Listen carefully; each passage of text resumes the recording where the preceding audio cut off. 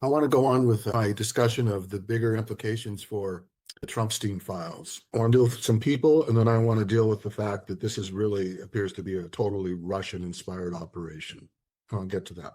First of all, Pam Bondi, she's totally covering up for the president. She's way out of her league. She's corrupt. This is the Department of Injustice. This is the Department of Defense for Donald Trump. You want to go back to Biden's time with Merrick Garland, wasn't too happy with him. His problem was he didn't want to appear at all political, so he didn't even attach accountability until it was too late to Donald J. Trump.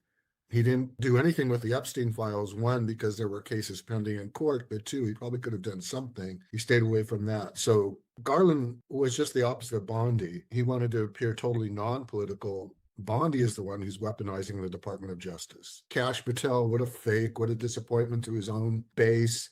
He's playing along. He's a big fake too. Just really despicable people. It's not their politics. It's their moral character that I'm talking about here. Who else? Peter Attia of CBS. I will not be watching CBS. That man, the way he spoke about girls, young women, is disgusting. He's a disgusting human being. He's an enabler. CBS should have gotten rid of him.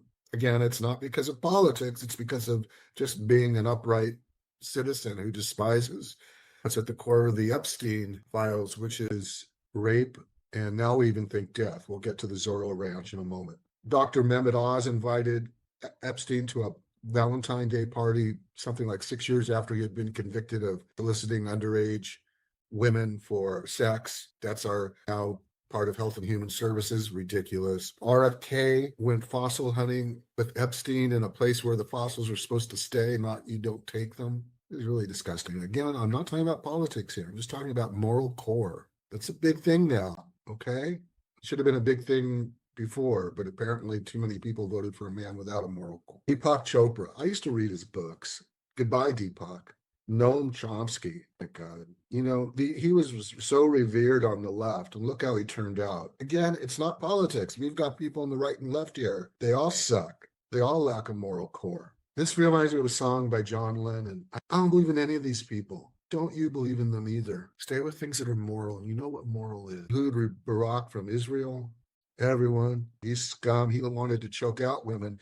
He brings us to the Zorro Ranch because apparently he liked to choke out women and see them pass out. Now, you know, there's an investigation in the Zorro Ranch in New Mexico by authorities in that state of New Mexico because there's now some suspicion that there may be some bodies buried there. Barack liked to choke out women until they passed out. That's really sick. I know people do it in sex. I'm not naive, but I still think it's sick. Really sick. You know, to the extent that he did it, it's maybe deadly. That's sick. There's still 2.5 million documents at least being held. If you think you've seen what's bad now, what do you think they're holding? All right, it's going to get even worse. Casey Wasserman was also mentioned. If he's still heading the 2028 Olympics in LA, I'm out. These people need to go. They need to be shunned. We're talking about morals here, not politics. We don't necessarily shun people because of their right-left politics as they used to be in America. This is about moral character. All of this takes us to the Russian operation. This has Russia all over it. Epstein was filling in the Russians on Trump, so the Russians knew everything about Trump. He was probably giving them the compromise, and Trump is a Russian asset. This is really sad for my country. This is really sad. The Epstein files are one of the biggest things.